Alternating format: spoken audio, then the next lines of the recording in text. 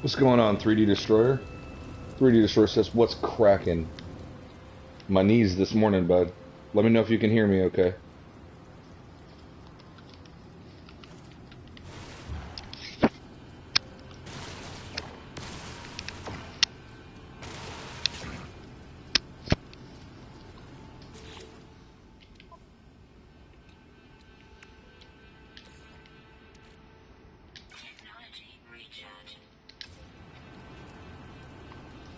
We got You Are Godsmacked in the chat. What's going on, dude? Cuz Walt says, yo, yo. 3D Destroyer says, sound is good. That's what's going on, guys.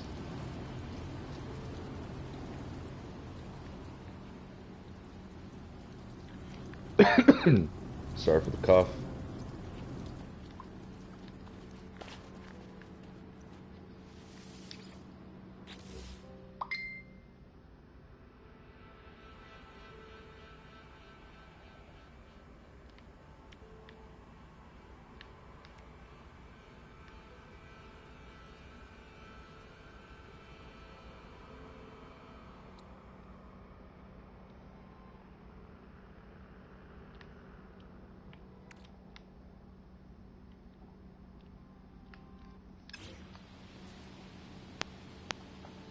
Rolling up the nip-nip. That's what's up, dude.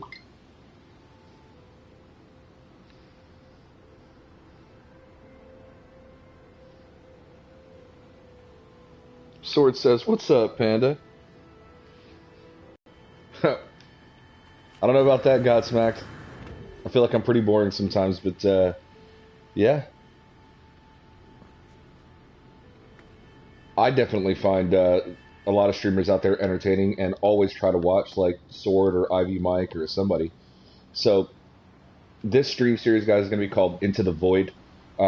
Basically, it's a system that I've settled in the Free Delta Initiative hub region, and it's called the Wanshan Void. And I really like this system because it has a lot of star systems with dark space and really strange planets. So, this is one of my favorites that I've seen so far. Love these towering mushrooms. P1 stream in the chat. What's going on, dude? Thank you guys for joining me this morning on the Hidden Panda Show. So what do you guys think of this planet, dude? Is this fucking crazy or what?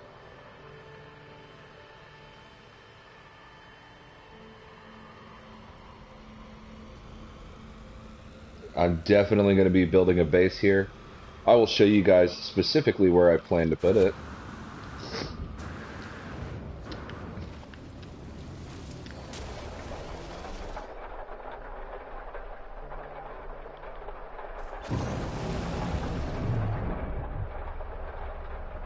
I could agree with that, 3D Destroyer. Yeah. I feel like we probably have the best community in gaming, right? That's not a hyperbole. I truly believe that. So...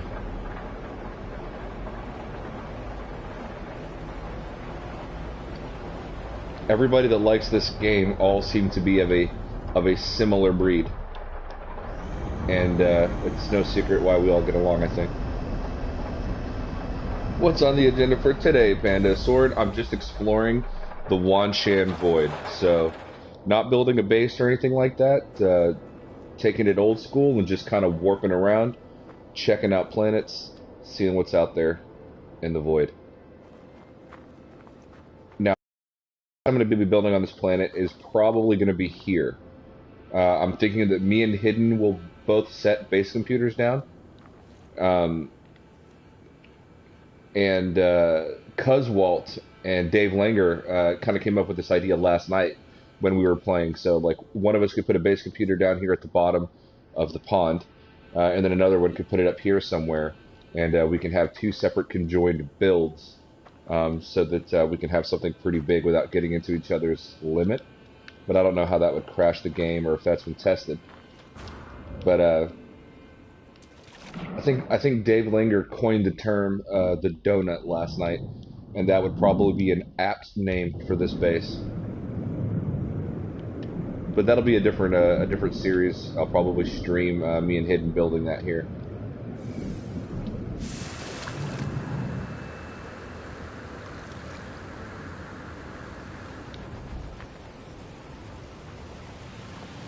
I love the gradients, the color gradients. Everything has like everything transitions. So like the ocean goes from like a blue in the short distance, and then it gradients into like an orange, a yellow on the horizon that like then meets the sky. I really love this Visions update. It's pretty sick. So just the way it made everything look makes me really, really happy.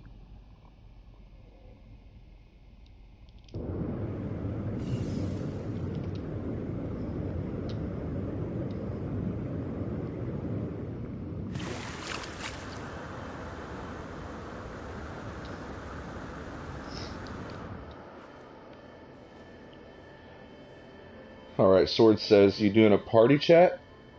I wasn't planning on it, Sword, but if you're telling me you'd like to join the conversation, I certainly wouldn't have a problem with that, and I think absolutely zero people in this chat right now, in the YouTube chat, is going to have a problem either.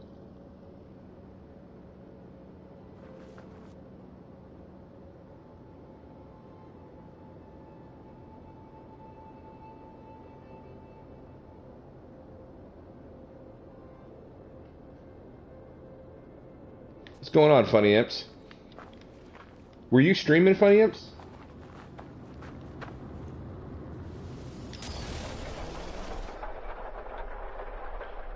Oh, snaps, we got Peaceful Gamer in the chat. Peaceful Gamer, have you seen a planet quite like this one, my friend?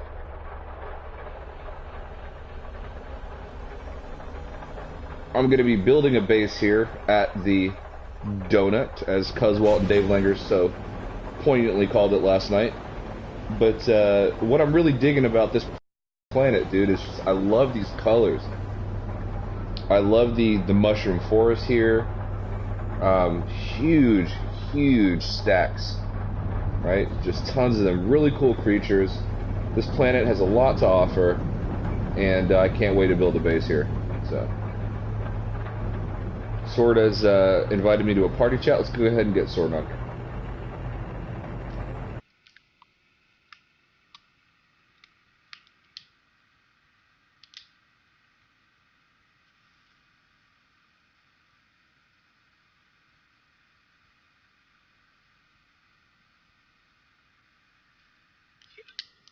What's going on, Sword?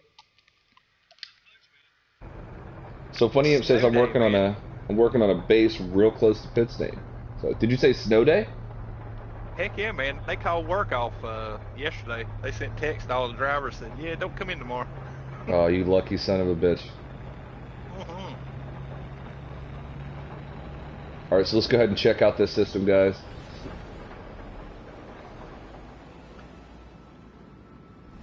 Yeah, I was I was reloading saves, looking for that Nemesis holler that me and you and Funny and Sim was that we picked up in 1.3. Right. Funny Imps found a location of it, so I seen you went live, and I said, well, heck, let's everybody jump over pile over to Panda stream, check that one out tonight. Heck yeah, man! I really appreciate that. So, oh, dude, anytime. 3D the Destroyer says, I have a base planet with a perfect square hollow. I have a base planet with perfect square hollow mountains like that. I'm trying to build a skyscraper. I'd like to find other players to build their own floors in it also. Paradise Moon, no storms. That's what's up, dude. 3D, I have gotten the bug. So I hadn't built a base since Next Drop. The last base I built was in Atlas Rises. And then all of a sudden I started building Fiji, and I couldn't stop myself. And now I just want to keep building stuff. So I caught the bug, dude. Heck yeah, man. And what is up, Stark Wolf? What's going on, Daniel Hipley? Welcome, welcome. Got Daniel Hipley in the chat. Stark Wolf, the man, the myth, the legend, of course. That's right. All right, so I've already settled this particular system, so we're gonna go someplace new. I just wanted you guys to see that planet at the beginning of the stream. But to answer somebody's question in the chat, I'm in the Euclid Galaxy. So I've not gone to the other galaxies. It's just I don't think that what it can offer is worth me leaving behind the most populated galaxy in No Man's Sky. That's just personal opinion. Nothing wrong with going to other galaxies, but just I'm not ready to make the leap yet. So I keep it real over here in the Euclid Delta. And as you can see by the galactic map there on the top left, where it shows the core, where we are in the Delta is literally at the edge. So I'll show you what I mean. Oh my. So we go a little bit this way, and we reach the edge of the map. I probably didn't head in the right direction, but it ends somewhere, trust me. Like, you can't, some of the stars you can't visit. You can't, like, click on them and actually warp to them. They're just sort of, like, there. They're not real. And, yeah. And then they just disappear altogether, and then there's nothingness. Well, it is a known fact that pandas have a very poor sense of direction, so don't feel bad, buddy. We do. I couldn't find my way to the center looking at it, you know what I mean? Alright, so here we are in the Wanshan Void. And we're just gonna, let's just pick a random place and jump to it. How about that?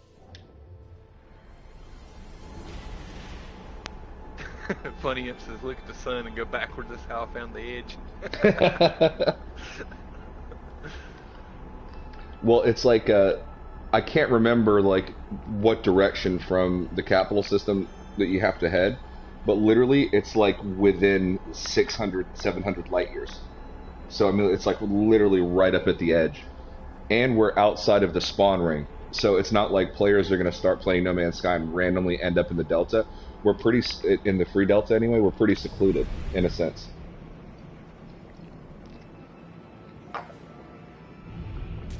Man, I was bragging about all this dark system, and here we are in Pepto-Bismol land. Oh, no. Oh, my. That's cool, though. Nice freighter you warped into, dude. I can dig it. We'll see what's going on with it.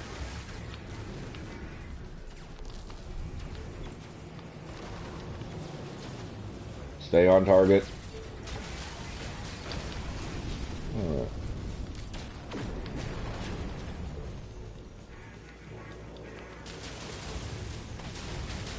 That was a good stream yesterday, Sword. I, like... I kept looking busy at work just so I could, like, catch bits of it here and there until I got home. Nice.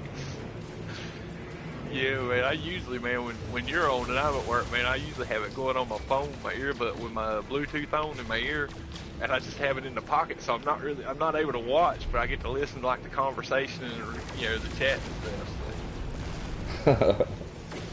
I have this little Bluetooth headset, so I have a pair of, they're called Jabra Elite 65Ts. They're really, really good Bluetooth headsets. They're a bit expensive, but they're small, and each one of them is its own wireless earbud.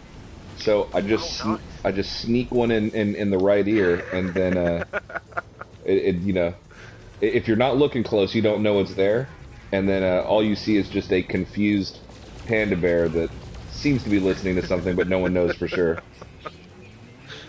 Oh my goodness. Yeah, I usually I'll have like this little collar Bluetooth.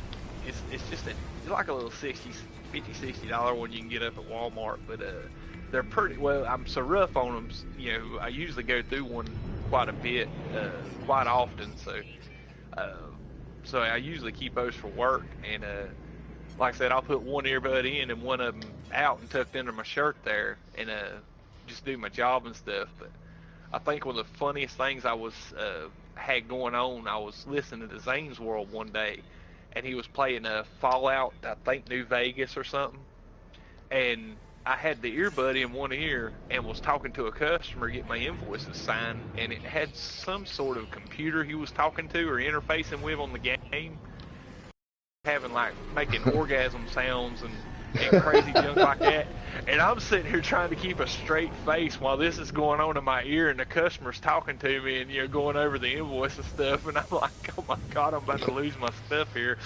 No. Yeah. See, what would have been really bad is if your Bluetooth, because this happens actually with a lot of Bluetooth headsets, but what would have been really bad is if your Bluetooth just randomly disconnected, and then all those orgasm sounds were just coming out of your pocket.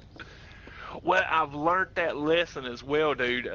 my phone volume stays on mute like all the time. Like if I don't have my Bluetooth on and people call me like, man, why didn't you answer your phone? I'm like, well, I didn't have my Bluetooth in. I didn't hear it ringing. But yeah, man, good times. All right, guys. So I just got a breaking news bulletin on my phone that said that there is a Sonic the Hedgehog movie in the works. Oh, awesome. I don't know if that's a good thing or a bad thing, but that's out there. I'm not gonna lie though. I really want to see Detective Pikachu. I know that sounds lame as hell, but I really do want to see it. It looks interesting. There is one in every crowd, brother. J Spot says wrapping newspapers and rubber bands was was painful when it was cold. Dude, Oh, brutal. I bet C-24, man. it is a cool looking freighter though. But yeah,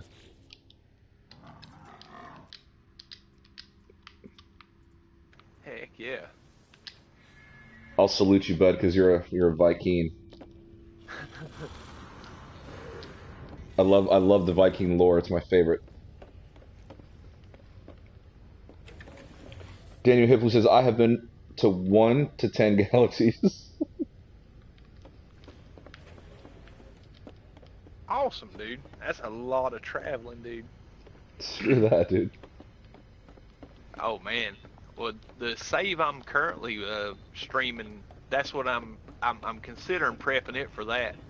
I'm actually updating my ships and getting it up to stats on all my equipment, and I think I'm gonna take this save and start running through galaxies with it. Heck yeah. You know how like whenever the game came out, everybody was like, "Oh, there's nothing at the center. It sucks." All that other kind of stuff. Like, there's no point to go. I think that was always the point, right? Like, if I'm understanding the lore correctly, the Atlas was always supposed to be a lie, right? And going to the center would always reset the iteration. Like, you would sort of restart. That's like why when you go to like abandoned buildings, you've been there before, right? There's this whole lore with you being there before, and you go all the way to the final galaxy, and then you go through, and then you end back up in Euclid, right? So hasn't that always been the case in the lore sword, like from the very beginning, that the Atlas was always a lie, and that you're just sort of reliving these different instances throughout these 250 whatever galaxies there are? Yeah, or Oh man. am I off On base? my permadeath, I went through the Artemis mission Hmm. again for the first time, like since my original legacy run through on it. And yeah, dude, it was pretty deep, man. That's what we had the conversation going on. People talk about the game uh, being boring or not having content or whatnot, but dude, there is so much to the Artemis storyline and the lore and whatnot that goes on in this game. I mean, it's mind-boggling. Um, but just to see the backstory and how we as the traveler and how we came to be and whatnot through the Atlas, I think it was a kind of the from what I got from it, we were the anomalies there to uh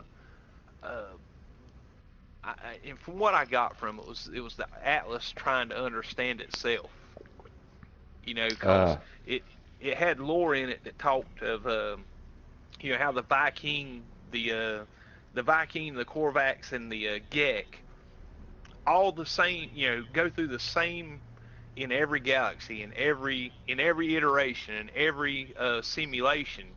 Those three races always interact the same with each other, and it always ends in war, or they always have their same attributes.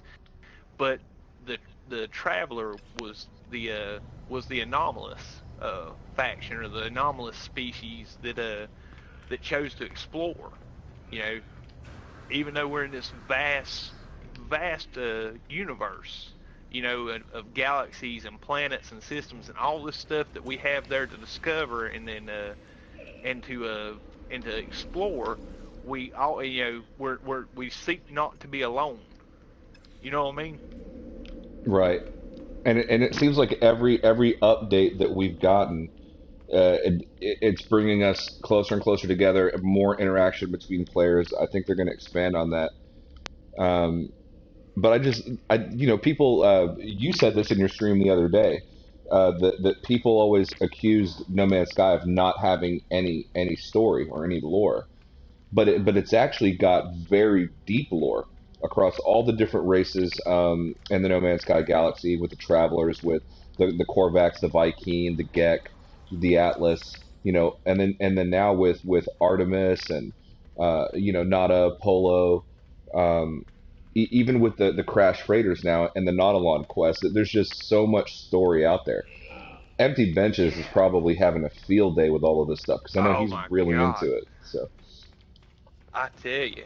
Well, I mean, and that's what I was talking about earlier today. We got so much more, like with the Abyss, that storyline and that little offshoot of lore that we got with the Abyss. The plight of all those travelers that crashed and survived the crash, and the plight of their story in the Abyss. You know,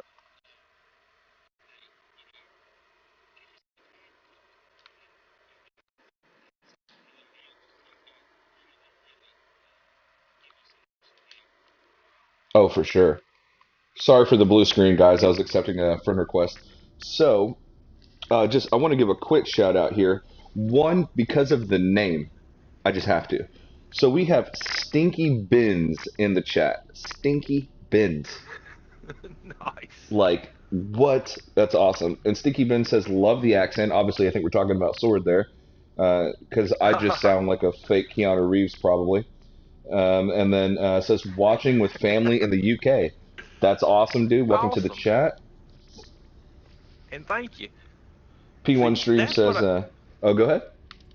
Go ahead, man. Go ahead. I was gonna say P1 Stream says, I've been playing since launch. Have never been outside Euclid, but I will be going through the center sometime. Yeah, I've heard the planets can be a little bit different, and each galaxy sort of has its thing that like it makes it different than others and stuff like that. But we'll see. I might catch a bug and want to go through the center myself. So, but what were you gonna say, Sword? Oh, that's what I was going to say. That's why I like British audience so great, because like my country accent is such a unique, rare thing to them that most of them like it. But like if you're in North Carolina, I'm like the worst of the dumb redneck crowds. So it's refreshing to find somebody that likes it and calls it an accent. Well, the so I used to live in Georgia, and basically everything from Georgia up on the East Coast before you get to like way up in the Northeast has a little extra hmm twang to it. So like in Texas, their Southern accent here, it's a little bit like more subtle and like they talk slower. But you guys like have more of a twang to it, and then like Hidden, Oh yeah. he lives in Nashville, Tennessee, and those guys are twangy. So, oh yeah. and you got Kentucky, and there's so many different flavors of the Southern accent, and I like them all. They're subtle, but they're there. Cause Oh, Walt said, "I'm back. Had to shovel some snow, dude. You got a piece of this snowpocalypse we're endeavoring, that's we're what I enduring." say when I got to take a shit too, cuz well, Ah, all let's right, let's check see. out these planets here. 3D the Destroyer said, "I wish they'd give us more alien races. One new race per large update." Hmm. What are your thoughts on that, Panda? So I think that the issue that they're gonna have with that is like writing lore.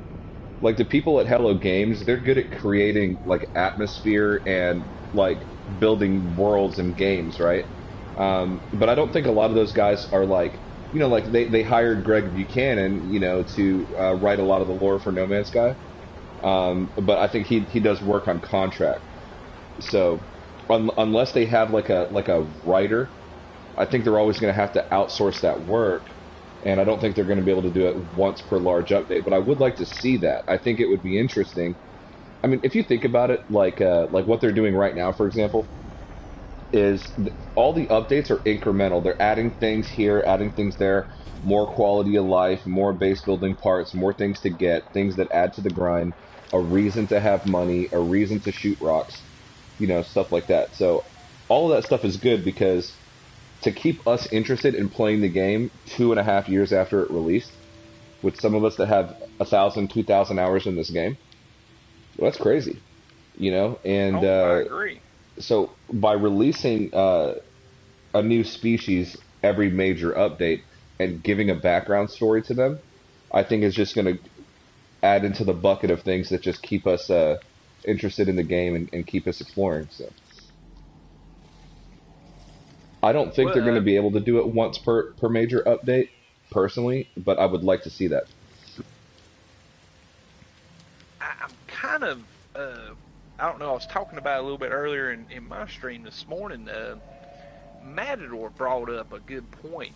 If you go to like the, what is it called in the space station where you change your appearance or appearance modifier, if you go up there and look at the races, there's an open slot. And I don't know if that was intended that way or if it was easier for them to lay it out on that format, but it looks like it has an open slot for a new race. I hadn't given any thought or hadn't really paid it much attention until he brought it up in the stream one day. So we went and checked it out and looked at it.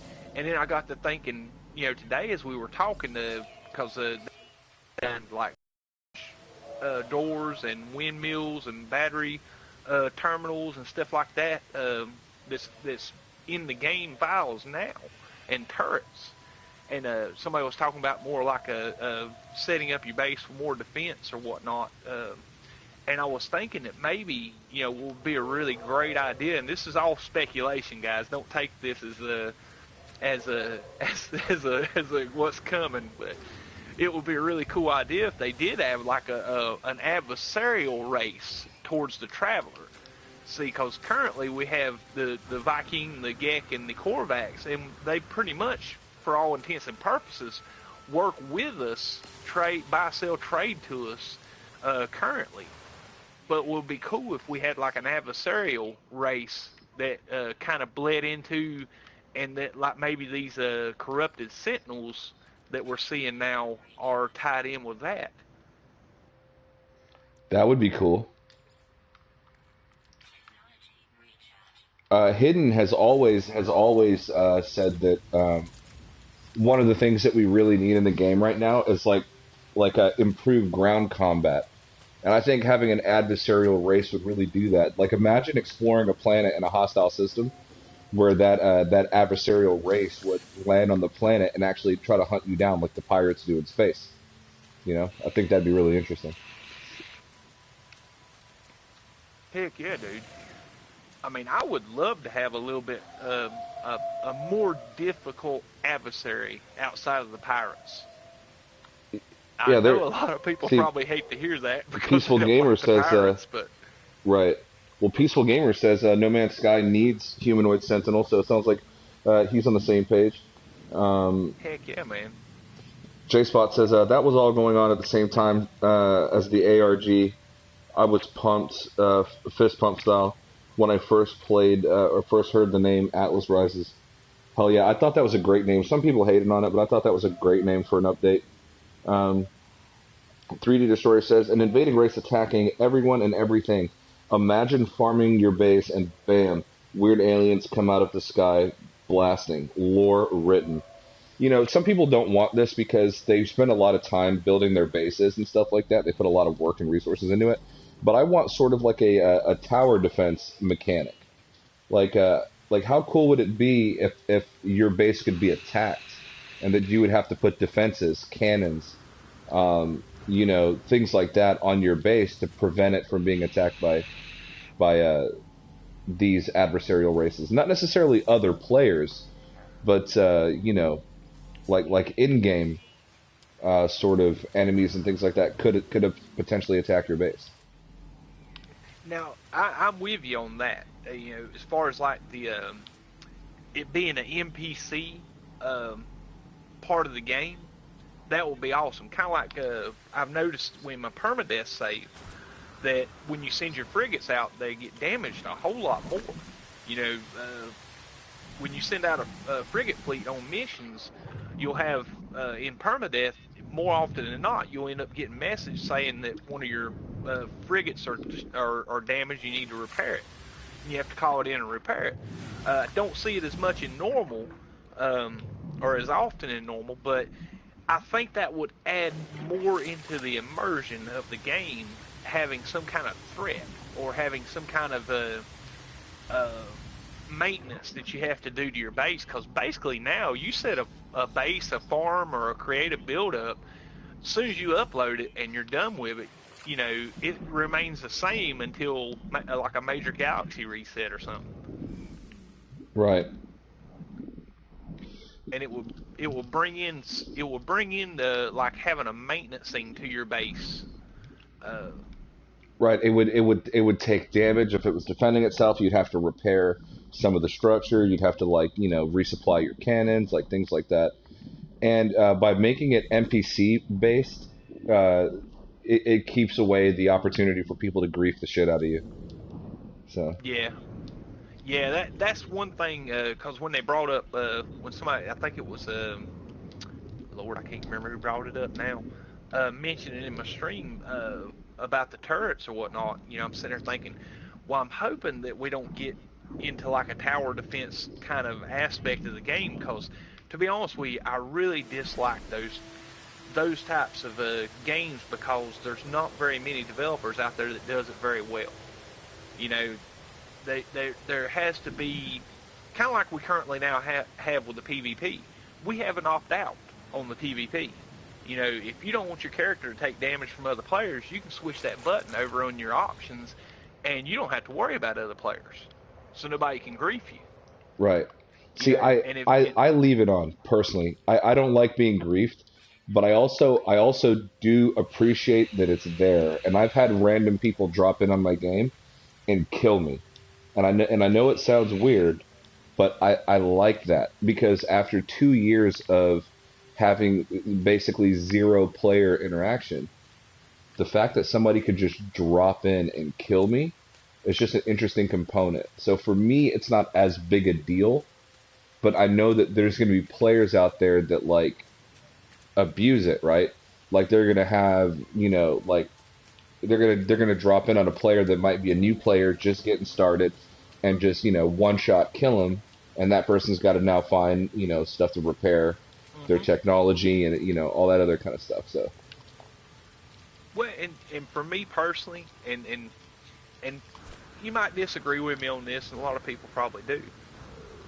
What do you get from killing another player, other than the fact that you just done that? You don't receive no reward or no items from it.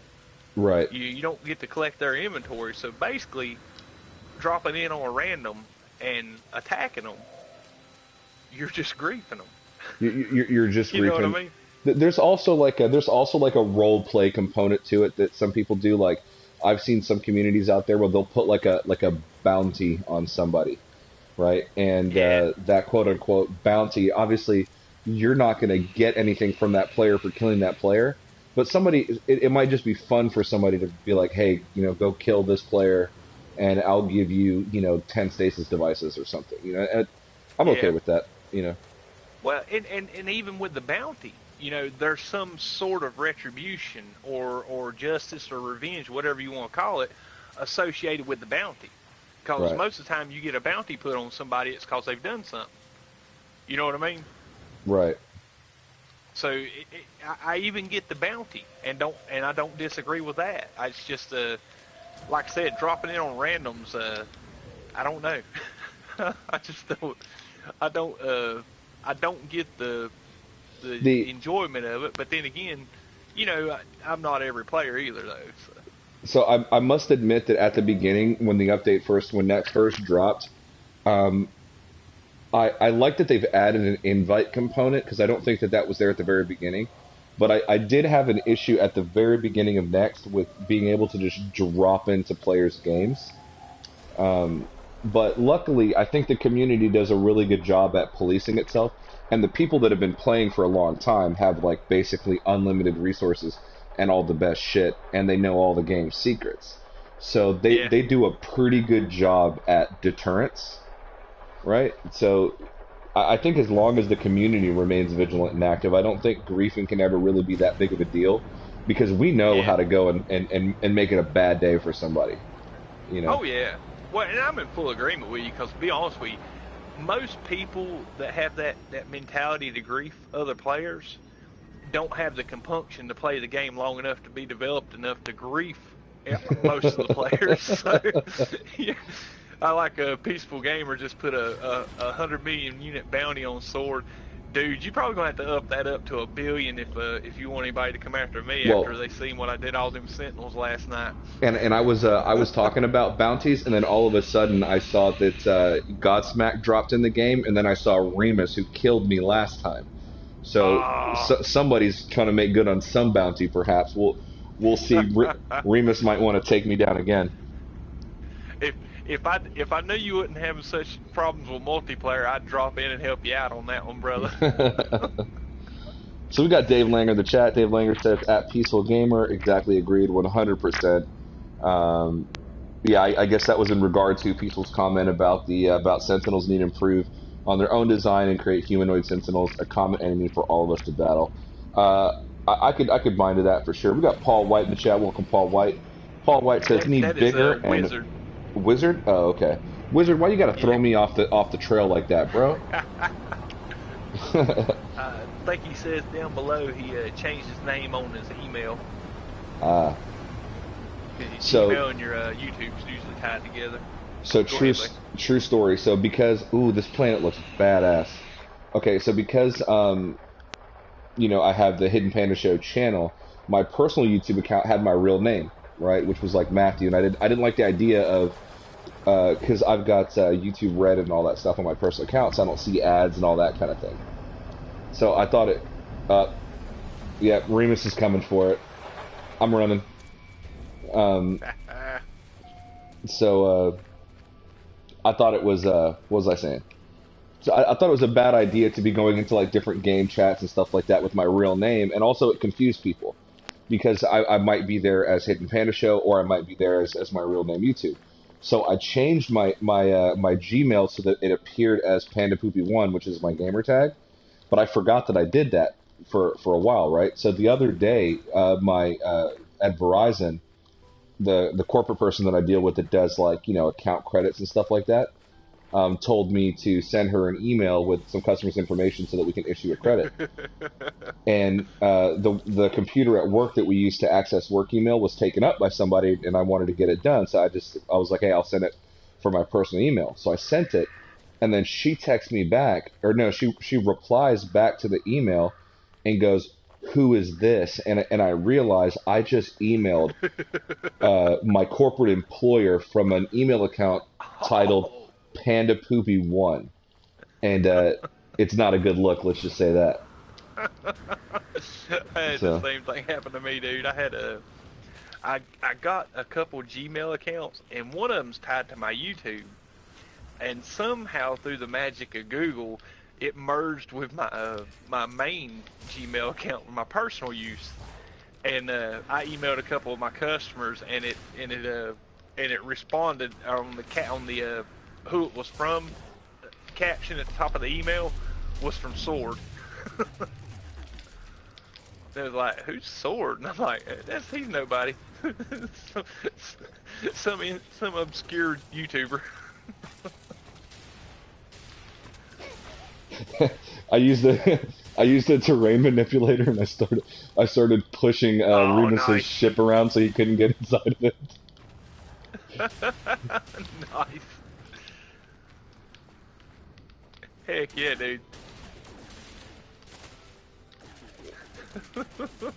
Bury it.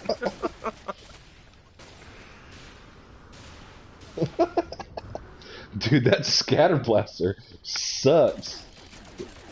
Oh man, you got the Blaze Javelin hooked up on your multi-tool? I do, but I don't have good stats on it right now. Oh man. I think Godsmack is coming for me too. Blaze Javelin's the most deadly weapon in the game, dude. Oh, I know. I just gotta like put some stuff on there to make it good. All right, all right, all right. I'm almost dead. I'm almost dead. What? That creature's got a creepy face. Holy shit. Oh, I'm going down. I'm going down.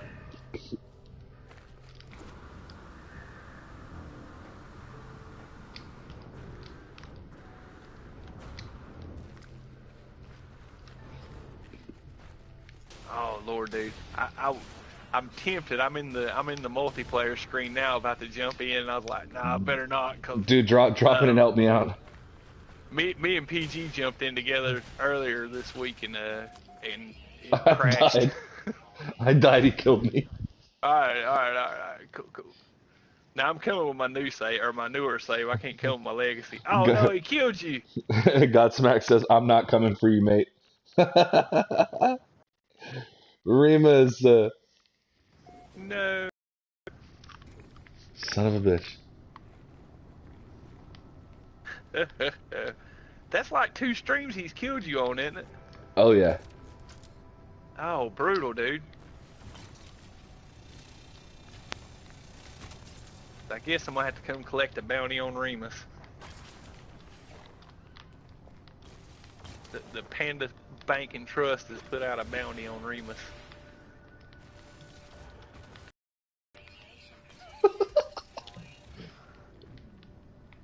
Let's see. Let's see. A Panda Poopies icon.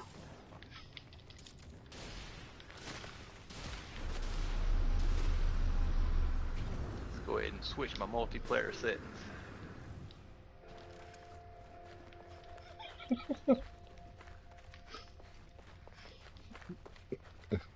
I know it. Ultimately, it's not going to do anything to bury his ship because all he's got to do is just call it somewhere else.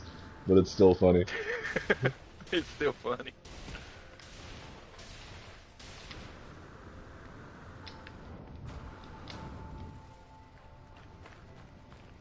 Actually, I think I buried the wrong ship. I might have got UR Godsmack.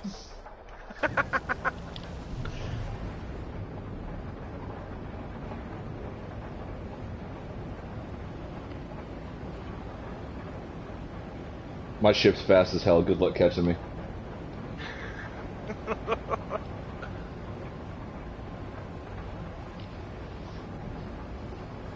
Alright, while I'm... oh. He's getting me.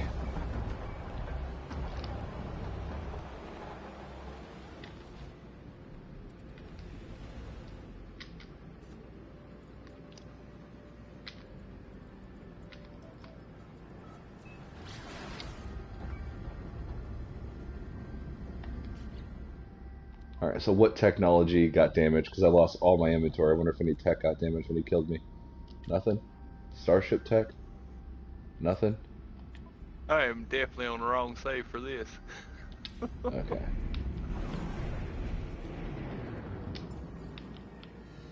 I'm about to grab my fighter. But I also need to go back and get my inventory. Because I got trophies in there, Remus. Why you being a butthole, dude?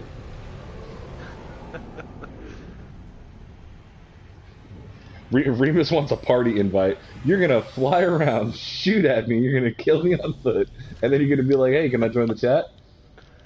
Yeah, Oh, I know, right? you cheeky son of a bitch.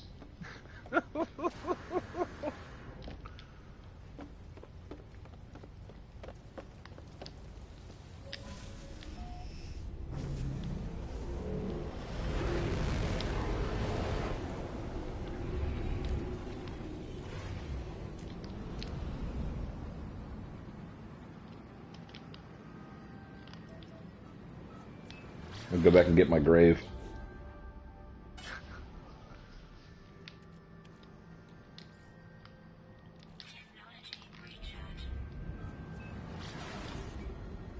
And of course, I have like no tritium in this thing.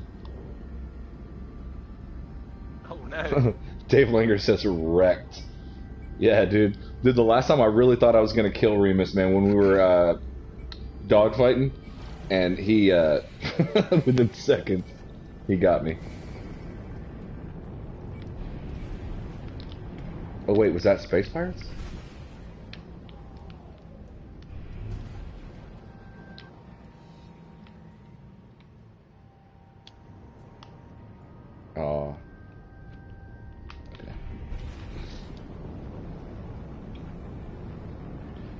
You are Godsmack says just explored.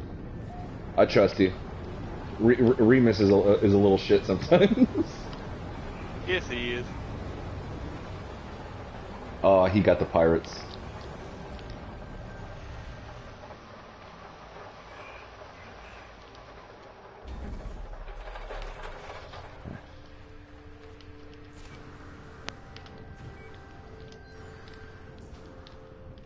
My standing with the Viking has decreased. Why?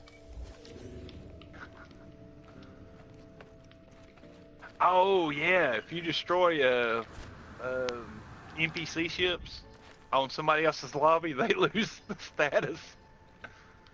Oh.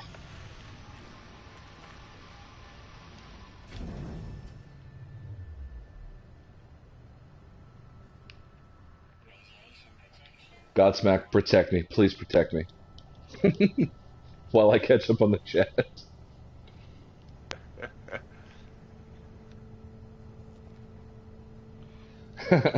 Can't send out job applications with Wizard 3032 as the name. Oh no. Alright guys, what do you think? Should we get Remus in the chat? Let me get Remus in here.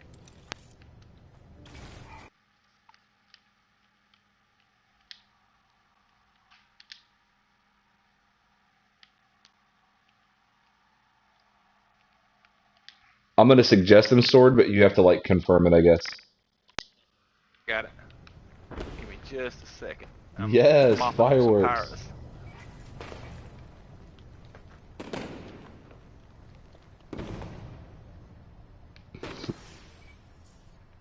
Y'all are killing my Viking standing right now. Let's see, party chat.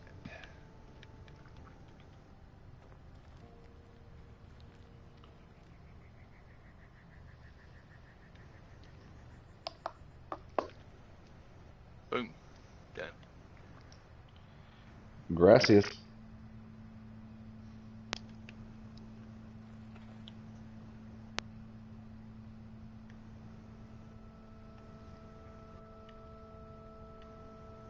Wait, hold on.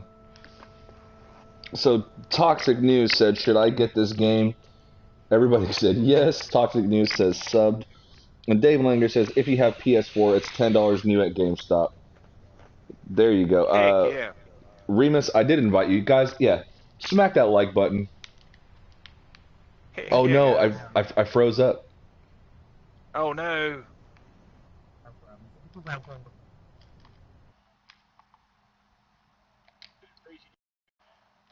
Yep. I am frozen. Your PlayStation, open up, well, it may crash your stream if you do it. I was going to say, you can open up your Netflix sometimes, and it'll unlock the game.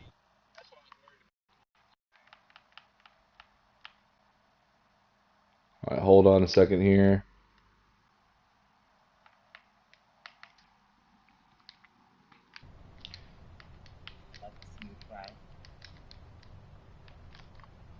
Alright guys, this is going to be a bit of a bummer, okay? But if you guys could all meet me in the next stream, I'm going to close out the game, I'm going to reload the stream. So, give me just a second, look out for the notification. If you don't see it, just go to my channel. So, sorry about that, guys.